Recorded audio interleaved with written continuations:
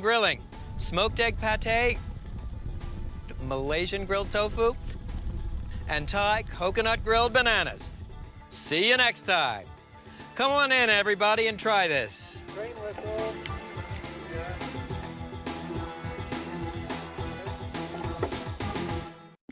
Thai coconut grilled bananas. Hot off the grill.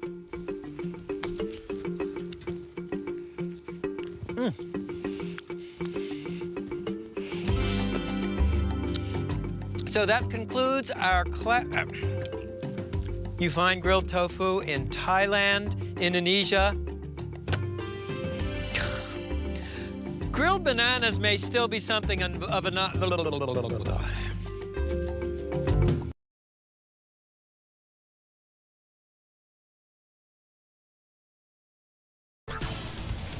Victor's grilled shrimp.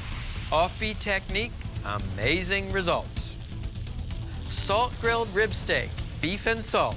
Simplicity raised to an art form. Crema catalana. Creme brulee cooked the old-fashioned way with a fire-heated iron. From the picturesque Esplendor Resort in southern Arizona, I'm Stephen Reichland. Today, it's Spanish smoke and fire.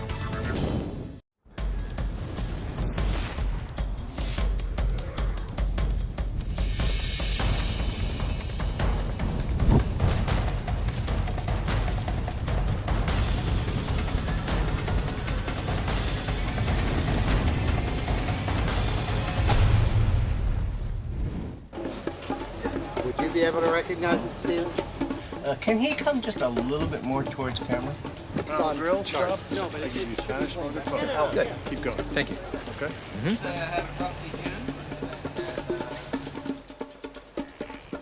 Spanish barbecue has 1 foot in the Stone Age and 1 foot in the Space Age. Caveman-style grilling like flame-charred leeks and steaks grilled under a finger-thick crust of sea salt. Futuristic grilling with flavoring shot from spray bottles. Today, on Primal Grill, I give you Spanish smoke and fire.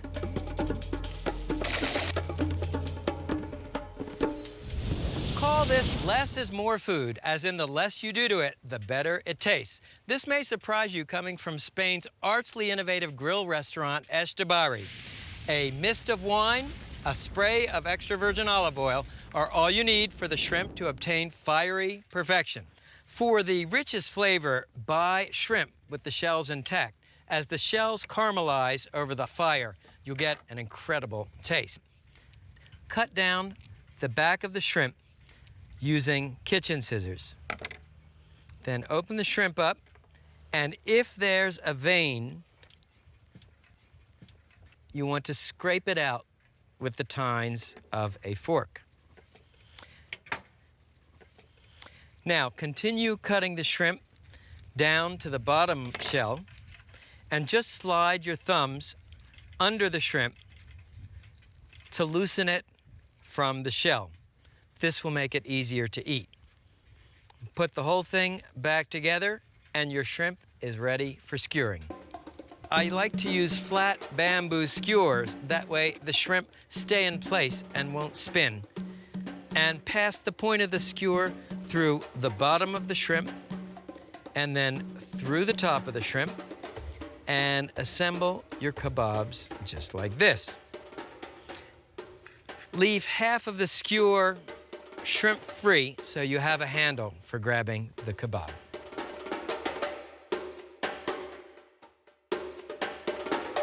So we're working with natural lump charcoal.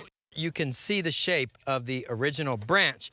Light the charcoal in a chimney starter, place the charcoal on the top, a crumpled piece of newspaper or a paraffin starter in the bottom. The beauty of a chimney starter, the vertical shape funnels the heat upright so you light the coals evenly without having to use petroleum-based lighter fluid. So I have 2 chimneys lit already, and what you want to do is dump out the coals. This thing, by the way, is called a bale, and it helps you direct the coals. Then put the grill grate in place. And this grill is called a Kamado cooker. It's a ceramic grill big, thick walls that hold the heat. And as always, we start with a hot grill. We clean it with a stiff wire brush and oil it with a folded paper towel, dipped in vegetable oil, and drawn across the bars of the grate. And now the shrimp. So grab a grill shield and place it on the leading edge of the grill. Then take the shrimp and arrange the shrimp so that the bamboo skewer is over the aluminum foil grill shield.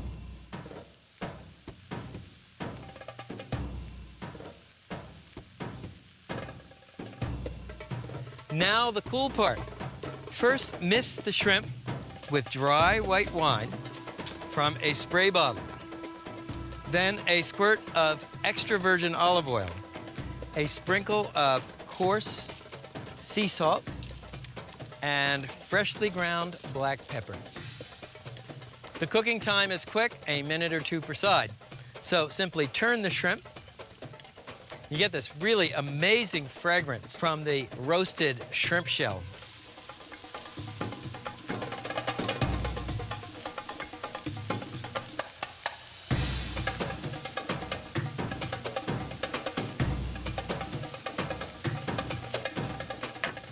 Keep spraying and grilling the shrimp until the shells are darkly browned and the shrimp meat is cooked through. Remember, olive oil is very much like wine. It has what the French call the goût du terroir, the taste of the earth. And a Spanish olive oil will taste very different than a French oil or an Italian oil. Since this is a Spanish dish, you are best served by using a Spanish olive oil. And if some of the shells start to burn before the remaining shrimp are cooked, simply pull them onto the grill shield where it's cooler.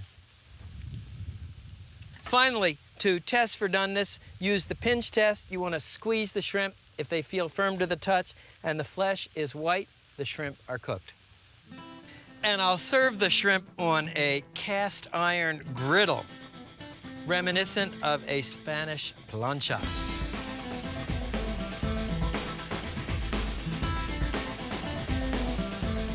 Check these out.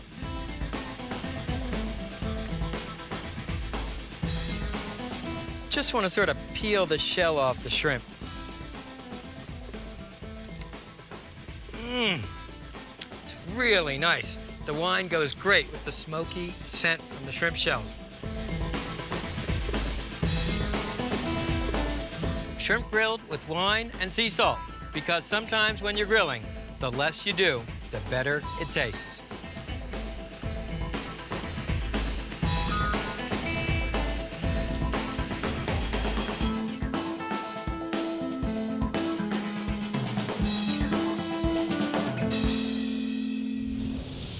I love Spain. I've been there many times, and each time I go, I learn something new, not only about barbecue, but about food.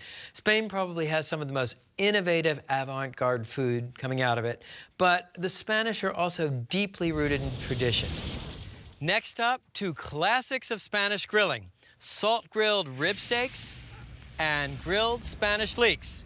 I give you chuletón, a calzots, and to grill both, a wood-burning grill that means business. This is a front-loading wood-burning grill. It's lined with fire brick, the fuel, hardwood logs.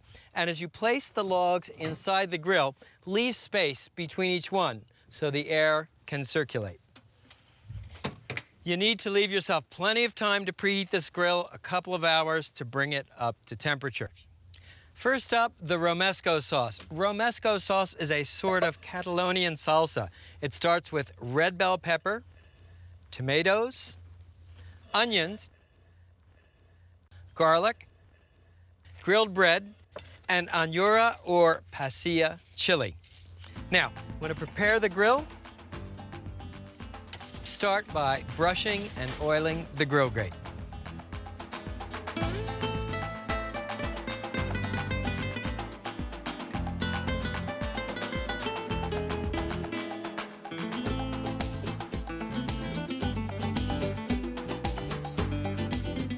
Grilling time on the chili real quick, 10 to 15 seconds per side. You can see it sort of puffs up and smokes. Grill the bread until darkly brown on both sides. Keep the tomatoes and peppers turning. The idea is to blister the skins over the wood fire.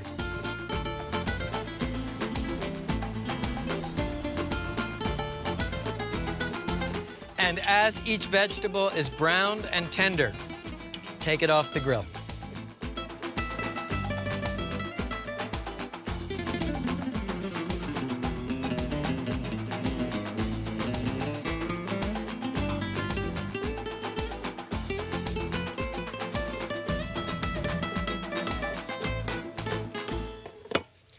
Soak the pasilla chili in water to soften it. This is what it looks like. And you want to cut it open and scrape out the seeds.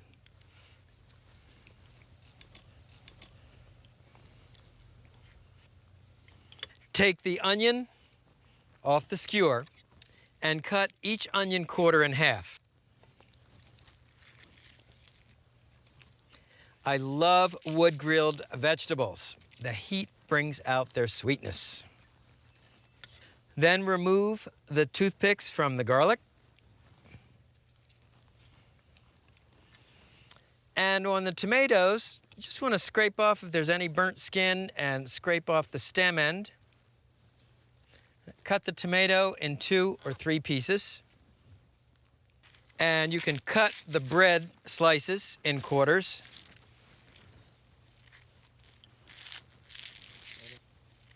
And finally, scrape any really burnt skin off the peppers. You can leave a few little bits for color. Cut the pepper open. Scrape out any seeds. Next, place the wood-grilled vegetables and bread in the food processor.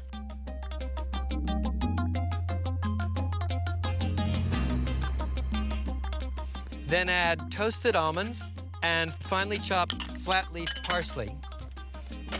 And process the mixture to a smooth paste.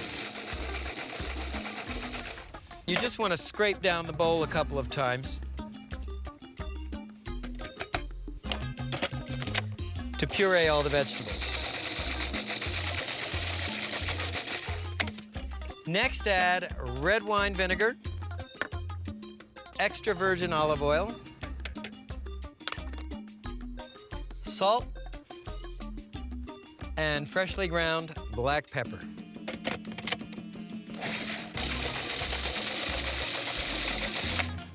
Now transfer the romesco sauce to a serving bowl.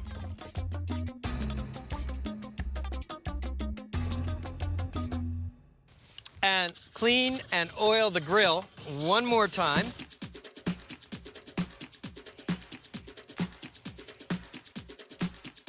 And now the fun part, grilling the steaks. These are beautiful rib steaks, each one about 2 inches thick and certainly more than a pound. So lay the rib steaks on the grill, all going the same direction. I said these were salt grilled, and I meant it. On top of each rib steak, place a good handful of sea salt.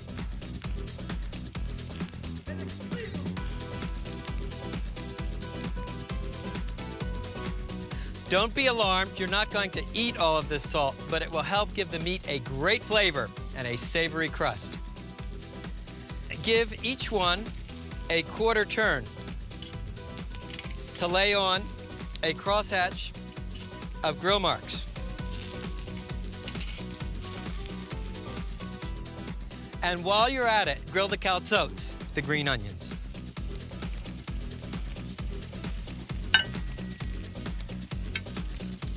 Cooking time for the steaks is pretty quick. It's about 4 to 6 minutes per side. The way you tell when the steaks are ready to turn, you can see the blood start to pearl up on the top of the steak. So at this point,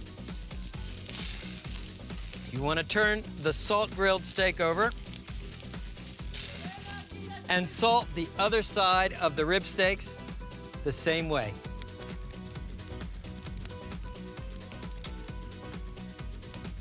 And don't forget to turn the calzotes. They should be darkly brown on all sides. The calzote is grilled, dirt and all. What you do is you extract the sweet, smoky onion from the dirt and the roots and dip it in romesco sauce, which is a grilled vegetable and nut sauce. There are calzote societies and great calzote dinners where people get hideously messy in the process of eating this dish. So how do you know when the rib steaks are cooked? I prefer to use the poke test. That is, you poke the steak, and by feeling the resistance, you know the doneness. Now, you have a built-in instant read meat thermometer at the end of your arm. Make the OK sign and feel the pad of flesh at the base of your thumb. In this position, it feels soft and squishy. That corresponds to the feeling of a rare steak when poked. Move your thumb over to your middle finger. That is what a medium rare steak feels like. Move it over to your ring finger, pretty firm. That would correspond to a medium steak. Finally, over to your baby finger, hard and springy. That corresponds to a well-done steak. We do not cook steaks well done here on Primal Grill. Okay, so I think we can take the steaks off. And what you want to do with each steak is stand it up and knock off all that excess salt.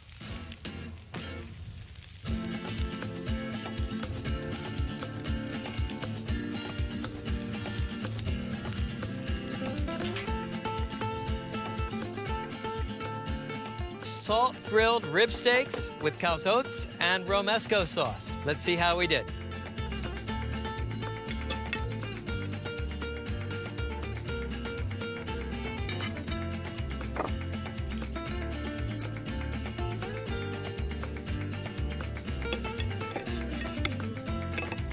And it's nice and rare, the way I like it.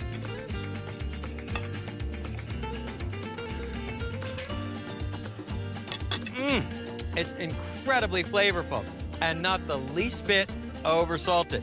Let's try the calzotes. Now in Spain, you'd eat these with your fingers. Very messy process.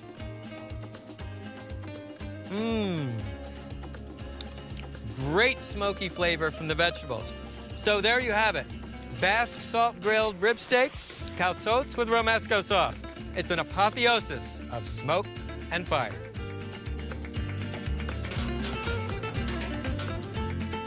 Okay, I think we got it. Thank you, everybody. So, Ron, what lights do we need up here? It's too hot right now. I have to let it cool down. All good? Thank you, Andres. Catalan cream is the Spanish cousin of French creme brulee, but instead of caramelizing the sugar with a blowtorch, use an iron heated in the fire. Did someone say fire? I give you crema catalana, Primal Grill style. Step number 1, warm the milk in a saucepan. There are 3 flavorings. First, vanilla bean, and what you do is cut the vanilla bean in half, lengthwise. And as you open it, you can see it's filled with thousands of tiny black vanilla seeds. That's where the flavor comes from. So add the vanilla bean. Next, strips of lemon zest. That is the oil-rich outer rind of the lemon. And finally, a couple of cinnamon sticks. Now return the milk to the fire and bring it to a gentle simmer. Meanwhile, let me show you how to make the custard. To 12 egg yolks, add granulated sugar and cornstarch. Whisk the mixture until smooth.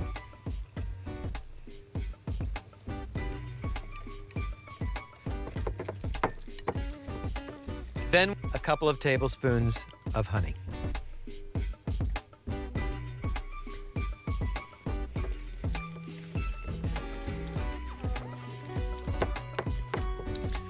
Once your milk is scalded, add it little by little to the custard mixture and whisk this in. This is a process called tempering the eggs. You don't want to add all the hot milk at once, or you might curdle the egg yolks and break the glass bowl. You can add a few more tablespoons.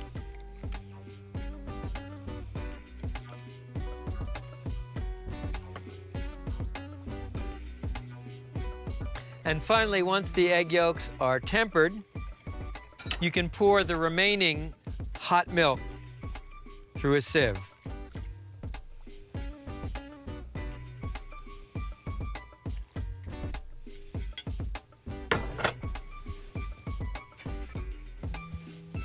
Whisk well to mix.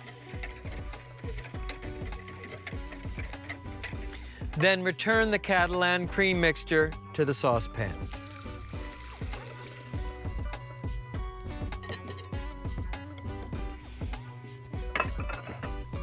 Now return the pot to the fire.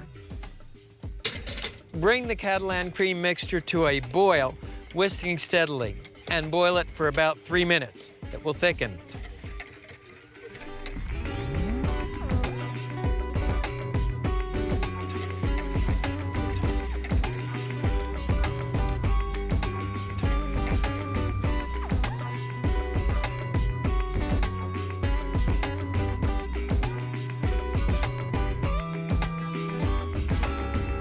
Let the mixture cool to room temperature, then chill it for at least 3 hours. Here's a batch I made earlier. Ladle the Catalan cream mixture into creme brulee molds or cast iron skillets. Meanwhile, lay a third cast iron skillet in the embers. And what you want to do is sprinkle cinnamon sugar over the tops of the Catalan creams.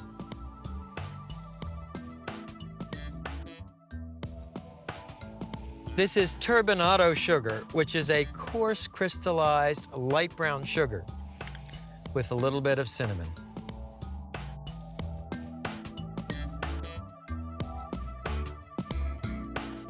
And smooth the tops as evenly as you can.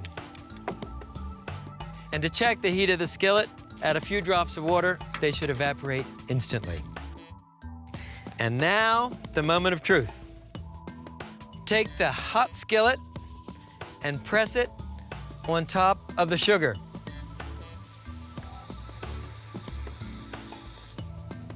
It will melt and form a hard candy crust.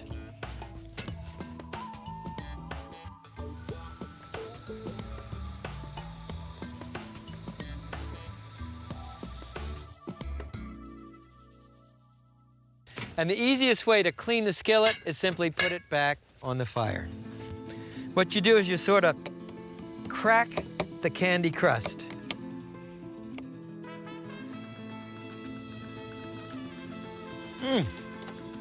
That is exquisite. That creamy, lemony custard on the hard, smoky candy. Creme brulee, eat your heart out.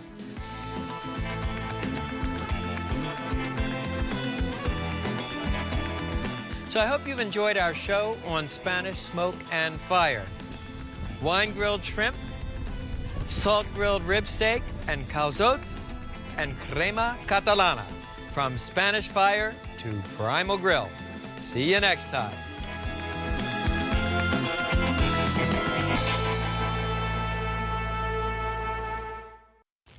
Don't be alarmed. You're not going to eat all this salt, but will help. Don't be alarmed, but it will give a great flavor to. Hang on one sec. And help form a savory crust, but it will help give the meat. I gotta do it one more time. Tomatoes and peppers turning. Whoa! And I have one we made earlier, which I'm gonna pull out as soon as it comes.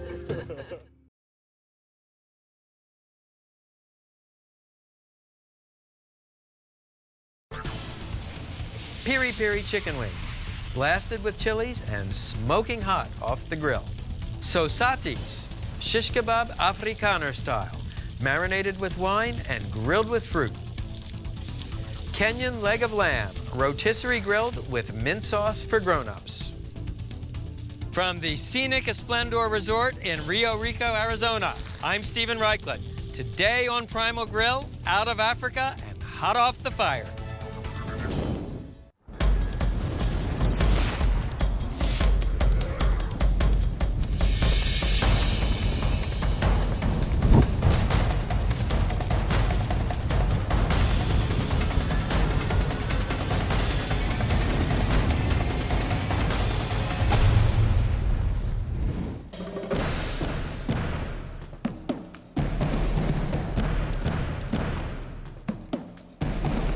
2 million years ago, a human ancestor called Homo erectus learned how to cook meat over fire. This first barbecue had a profound effect on human evolution, on how we think, how we act, and even how we look. Today, we focus on Africa, where live fire cooking began. Out of Africa to the Primal Grill. Nando's is the most famous restaurant chain in South Africa, and it was all built on a single recipe, chicken grilled with fiery piri-piri sauce. You could think of our first dish as buffalo wings under African skies. And it all starts with chicken wings. This is a whole chicken wing. You want to cut off the wing tip and save it for chicken stock, then cut the wing into 2 parts. Let me show you again. And the whole trick to cutting a chicken wing, you kind of find the joint and just let your knife glide right through it. As always, with working with chicken or any meat outdoors, keep it on ice. The marinade starts with onion, sliced fresh ginger, whole cloves of garlic, cilantro, salt, and freshly ground black pepper. When you're pureeing a marinade or sauce in a food processor, start with the dry ingredients first, grind them to a paste, then add your liquids. In this case, vegetable oil, freshly squeezed lemon juice. I always squeeze lemon between my fingers to catch the seeds. And the namesake seasoning for this marinade, piri-piri sauce. It is a fiery hot sauce made with a tiny chili, originally from South America. And we'll add a little, and a little more, and we might as well add the entire bottle.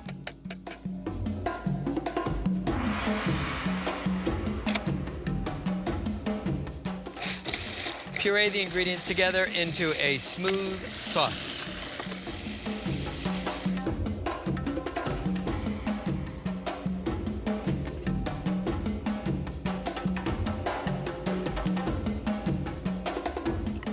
And stir the chicken wings to coat completely with marinade. Marinate the piri-piri wings for at least 6 hours or as long as overnight. I'm gonna wash my hands. Now let me show you how to set up the grill. There are actually 2 options for grilling the wings, direct grilling or indirect grilling. I prefer indirect grilling. I think the skin comes out a little crisper. To set up the grill for indirect grilling, preheat it to high with all the burners on full blast, then turn off the central burners. And you'll cook the wings in the center with the heat coming from the outside burners. As always, you want to clean the grill grate and oil it with a folded paper towel, dipped in oil and drawn across the bars of the grate. And here's another advantage of oiling a grill with a paper towel. You give the grate one last clean. Here is a batch of chicken that we marinated earlier. It's been marinating for 6 hours. And what you want to do is arrange the pieces on the grate with the skin side up and any cut, exposed meat side down. That way, as the chicken wings cook, the melting fat will baste the meat.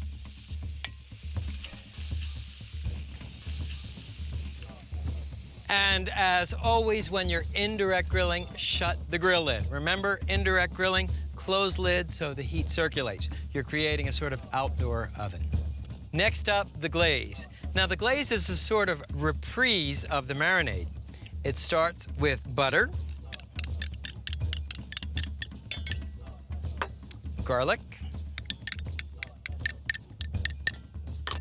and finely chopped cilantro.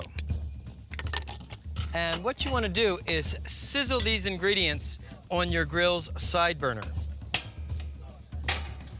And you want to sizzle these ingredients for a few minutes until the garlic loses its rawness.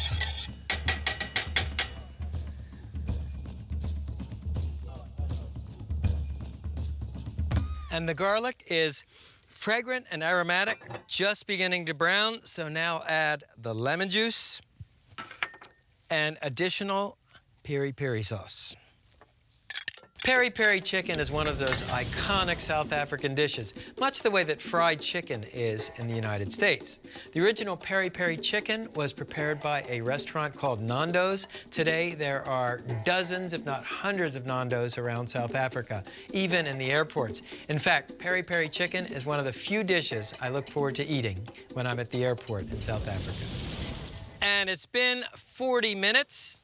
The wings sure look done, but what you want to do is check, and here's how you do it.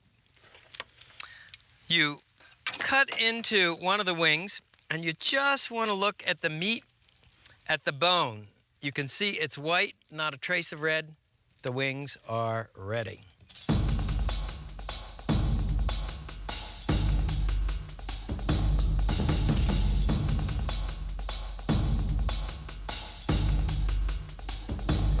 Then you just take this peri-peri glaze and you want to pour it over the wings.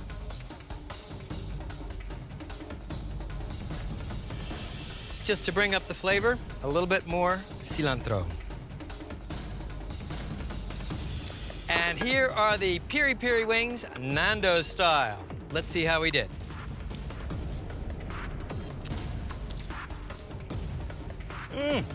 Crisp skin, moist meat, fiery sauce, peri-peri chicken wings, hot stuff from South Africa.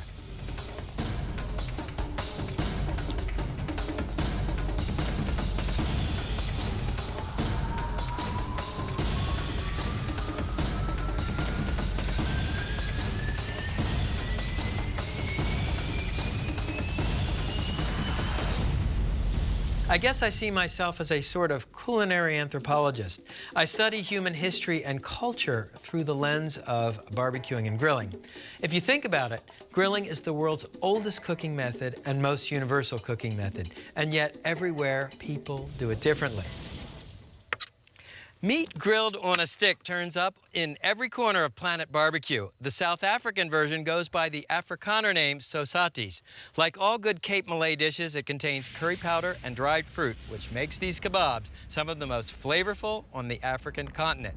Now, to be strictly authentic, you'd use two kinds of meat: diced lamb, either shoulder or leg, and diced pork tenderloin. The marinade is a two-step process. First, you add the dry ingredients: brown sugar, curry powder, coriander seeds, salt, black peppercorns, and strips of orange zest to the meat, and mix the spices into the meat. What you're doing, in effect, is creating what a North American would call a rub. Next, add dried apricots, thinly sliced onions, red wine vinegar, extra virgin olive oil, and heavy cream. And finally, a cup and a half of a dry red wine, like Zinfandel. For the onion, first cut it in half, then cut each half into 6 wedges and break each wedge into sections. Once the meat is marinated, You want to drain the marinade through a strainer into a saucepan using a pot lid to hold the meat. Now what's going to happen is the marinade will actually be boiled down into a sauce for the sausages. Then place the marinade on a grill or a burner and boil it until reduced by about 1/3. Couple options for skewers. Now you can use a slender bamboo skewer like this. Problem is sometimes the meat kind of rolls in different directions from the other ingredients. So I like to use a flat bamboo skewer. First, a cube of lamb, bacon, apricot, a couple of onion slices, and you continue building the sausages, alternating lamb and pork.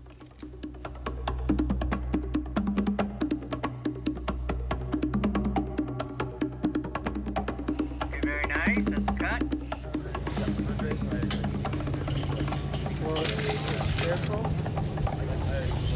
Next, finish the sauce. You can see that the marinade mixture has reduced by about 1/3. So what you want to do is add apricot jam, butter, and a little more heavy cream. Season the sauce with coarse salt and freshly ground black pepper. Then return it to the heat and continue simmering the sauce until thick and richly flavored, about 5 more minutes. This combination of fruit, as in apricot jam and curry powder, is very typical of Cape Malay cuisine. Now all you have to do is put the sausages on the grill.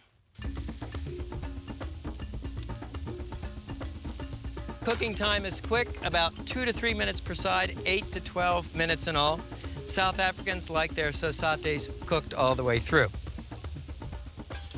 Okay, once the sauce is ready, what you want to do is pour about 1/3 of it into a pot for basting the meat and the rest into another bowl for serving.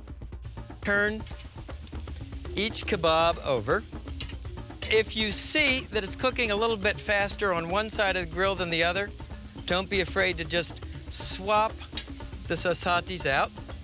The whole idea is to take this mercurial source of heat and arrive at a consistent result. They're looking beautiful and the aroma is fantastic.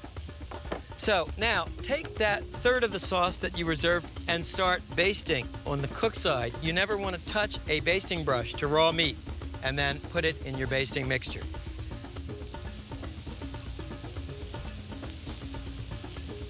Keep basting the sausages as you grill them. This is what keeps them moist and flavorful. You have the sweet of the apricot, the smoky of the bacon, the aroma of the onion, the wine-based marinade. This is sort of like the whole spice market on a skewer. And to test for doneness, use the old poke test. When the meat feels firm to the touch, the sausages are ready.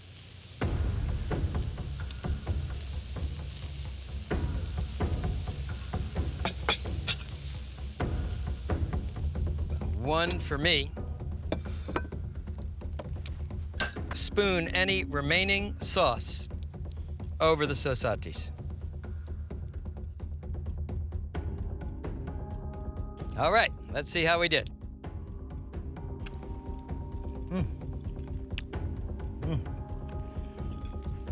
This is really nice, and you don't often find kebabs that have 2 kinds of meat, lamb and pork.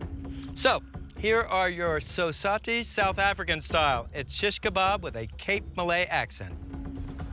Very nice.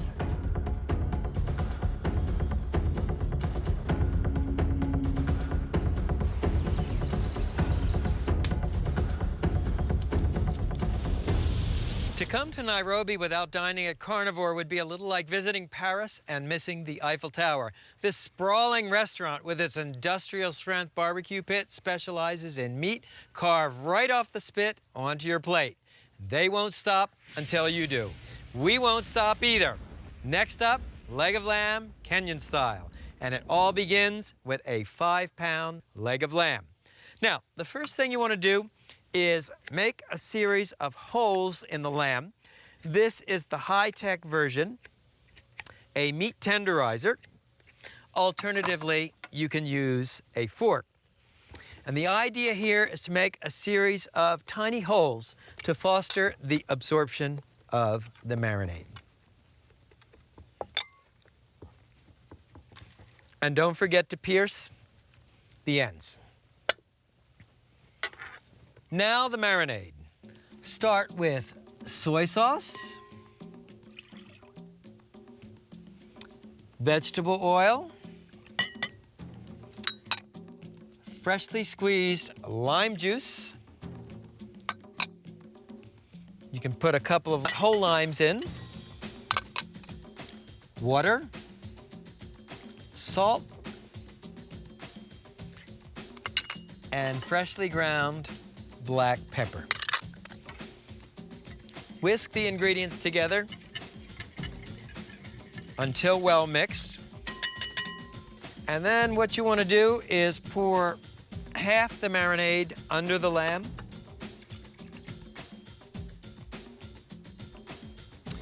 And pour the remaining marinade on top. Marinate the lamb in the refrigerator for at least 6 hours, preferably overnight. Let me show you the grill. To spit roast on a charcoal grill, you need a metal rotisserie collar with a rotisserie motor. Dump out your coals into the side baskets exactly as though you were going to set up your grill for indirect grilling. Coals on the outside. And if you have any stray coals in the center, with tongs, just move them to the side baskets. Then place an aluminum foil drip pan in the center. In fact, we're going to spit roast the lamb tonight, but you could also indirect grill it. Now, back to our lamb. This leg of lamb has been marinating for 24 hours. What you want to do is transfer it to paper towels and blot it dry. And we're done with the marinade. And we're done with the paper towels. Now, thread the leg of lamb onto the rotisserie spit. You'll come through here, out the other side. Remember to have your first set of prongs in place and pin the meat. And then come in with your other set of prongs to tightly secure the lamb to the rotisserie spit.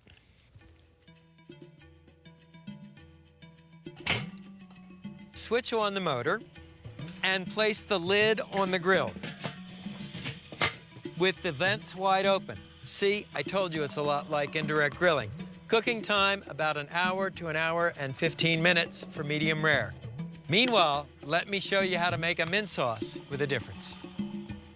This sweet sour mint sauce belies Kenya's English heritage, but it's a lot less sugary than straight mint jelly.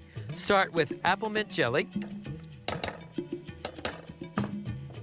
distilled white vinegar, dried mint, coarse salt, and freshly ground black pepper. Simmer the ingredients until thick and richly flavored, whisking over the hibachi. Cooking time, about 5 minutes. Lamb has a natural affinity for mint. The beauty of this sauce, the vinegar cuts the sweetness of the apple mint jelly. Yeah, the other bottom of it. Did you have cider out there now?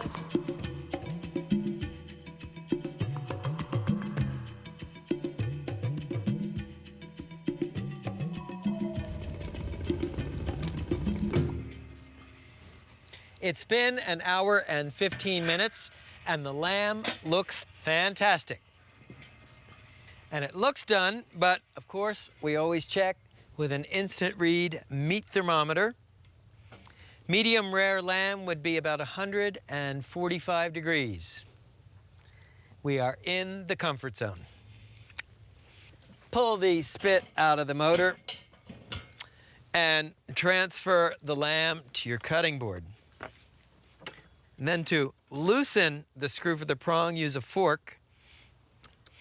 And you just want to ease the fork out of the meat.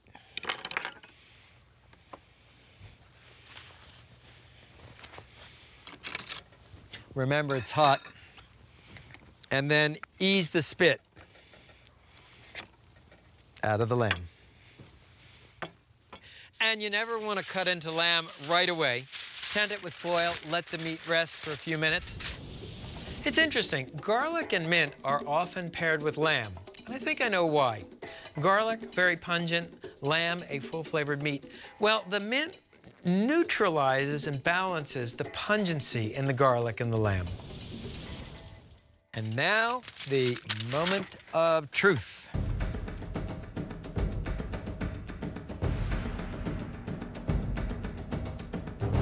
When you get to the bone, you can just loosen the meat and then carve right on top of the bone. I'm using a slender carving knife because it goes through the meat like butter. And that's what I'm looking for, that beautiful blush of pink in the center. Great. And when you serve it, I like to show a piece of the whole lamb and then shingle the slices out on top.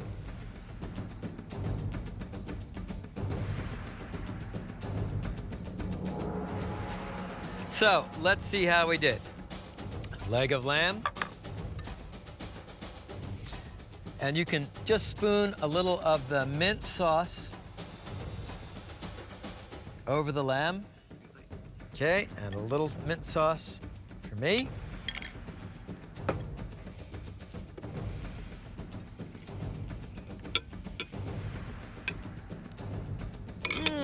The lamb is really crusty and tender, and that mint sauce goes great with the lamb.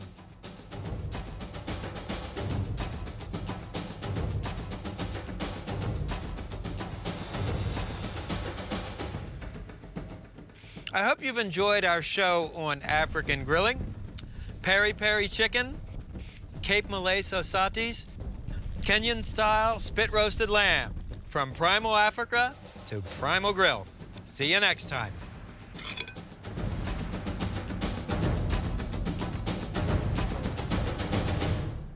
Oh, the Sisters of Mercy. Ba-dum-bum. Wow. Advantage of oiling a grate with a paper towel, you give it one last queen. Reichland does it again. One take, Reichland. Want to clean the grill with... Let's just do that one more time, a little convoluted.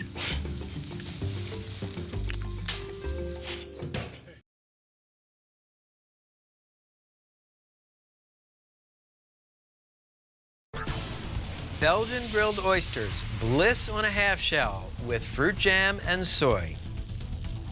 Serbian grilled chicken bundles stuffed with ham and cheese so they won't dry out on the grill.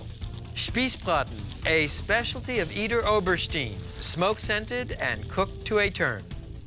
From the picturesque Esplendor Resort in southern Arizona, I'm Stephen Reichland. Today on Primal Grill, the best-kept secrets of European grilling.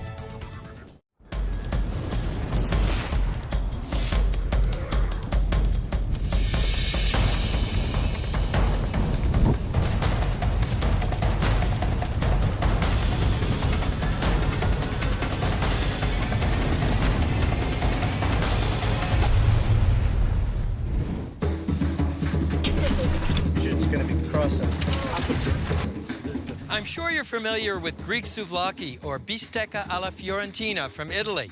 But how about Belgian grilled oysters, Serbian grilled chicken, or smoky Spießbraten from Germany? Well, Europeans are as grill crazy as we are. Today on Primal Grill, the best kept grilling secrets in Europe. I know it sounds weird, oysters grilled with gooseberry jam and soy sauce. So you're just gonna have to trust me that the yin-yang of sweet and briny adds up to something amazing. If you like oysters raw in the half shell, just wait until you try them grilled.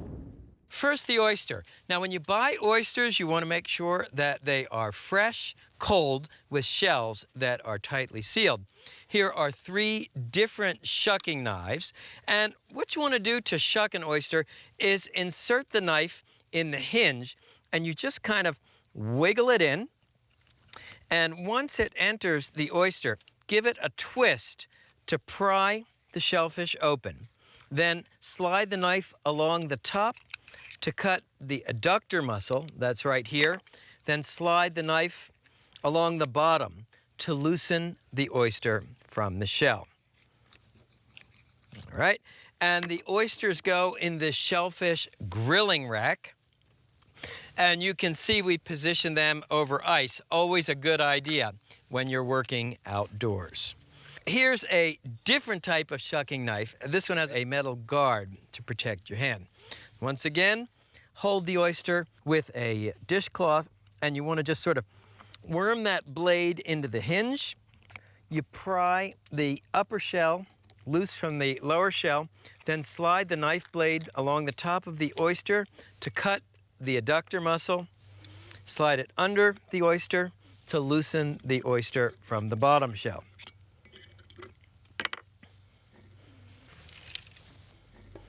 And let me show you how to stuff the oysters. First, place a spoonful of jam in each oyster shell. I'm using gooseberry jam, which is popular in Belgium, where this dish was invented. Next, add a small spoonful of finely chopped fresh ginger to each oyster shell.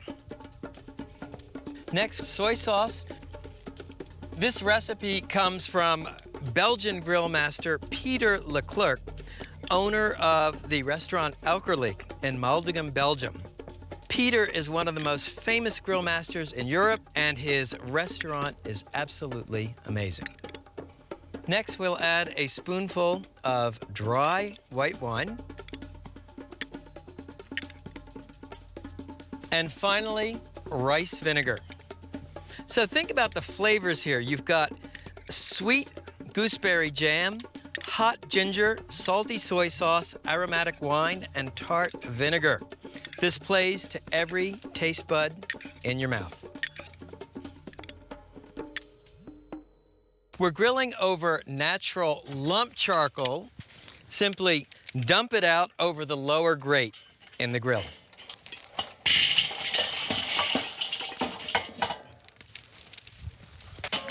Then you want to spread the coals out in an even layer. And to add a smoke flavor, you can toss a handful of soaked wood chips on the coals.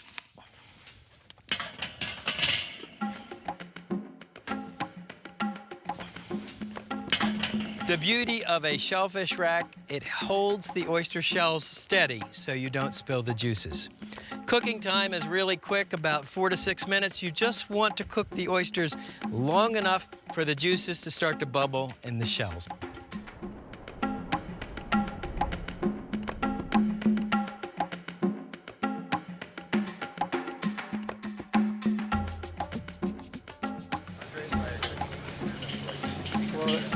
Careful. Okay, and once the juices boil, the oysters are ready.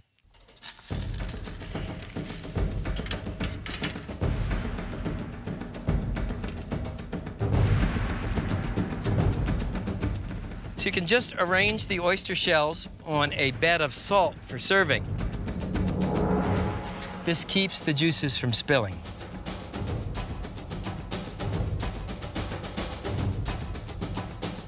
Man, these look great.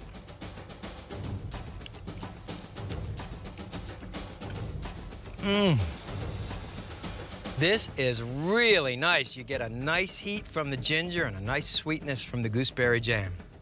Oysters on the half shell, because there's just one thing better than eating them raw: grilled over wood.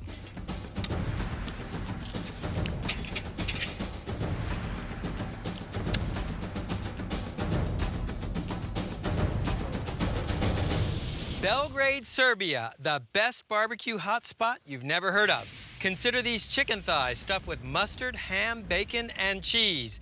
It's Balkan grilling at its best. Why chicken thighs? Well, as you travel Planet Barbecue, you will find that most grill masters prefer the dark meat. It's richer, it's fattier, and it stays moister on the grill. Now, let me show you a cool technique. Take a resealable plastic bag and cut off the sides and top. And what you want to do is take this boneless, skinless chicken thigh, place it between the sheets of plastic, and pound it flat, either using a meat cleaver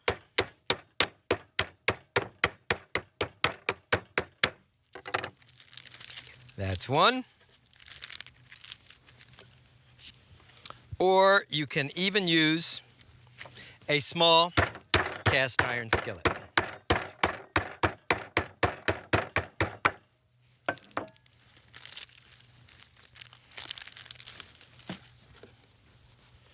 To assemble the chicken packets, first season with garlic salt and freshly ground black pepper. Then paint each chicken thigh with mustard. Now sprinkle with diced ham.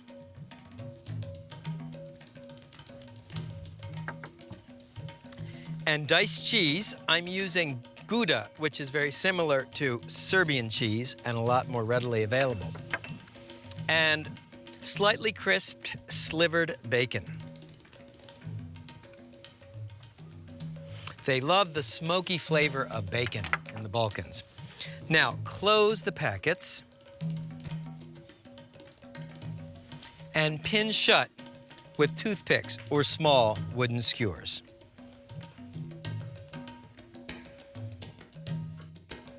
Flattening the chicken makes the packets easier to fill and close. Last of all, paint the packets with a little rendered bacon fat and season with garlic salt and freshly ground black pepper.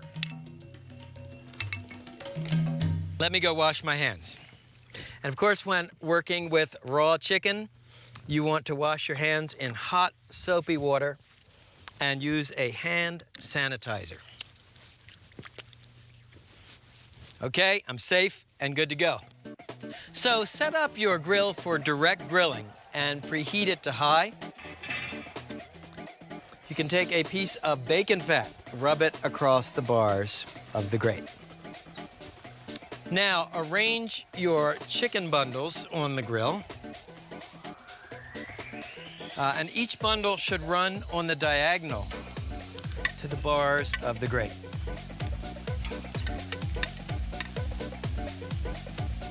Cooking time is quick, about 4 to 6 minutes per side. To speed up the cooking process, you can close the grill. And after 2 minutes, give each chicken thigh a quarter turn to lay on that crosshatch of grill marks.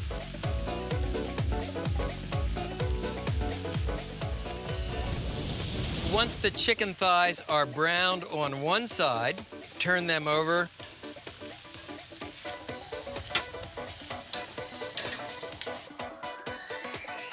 And don't forget to give the chicken a quarter turn on the other side. You can see the cheese is starting to melt. And to reinforce the bacon flavor, at this point you can baste with a little more bacon fat. When you baste, always baste on the cooked side, not the uncooked side. So we'll close the lid another 2 to 3 minutes and the chicken thighs will be done.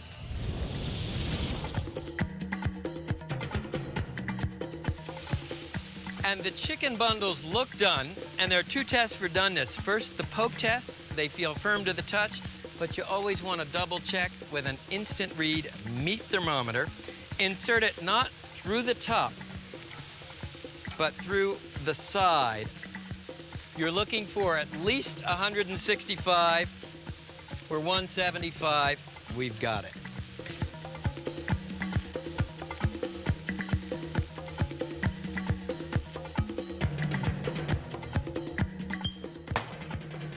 Okay, our Serbian stuffed chicken thighs. Some people like a little dab of mustard.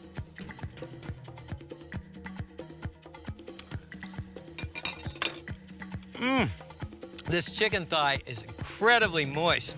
And of course, it's pretty tough to beat bacon, ham, and cheese. Balkan grilled chicken thighs from Belgrade to Primal Grill.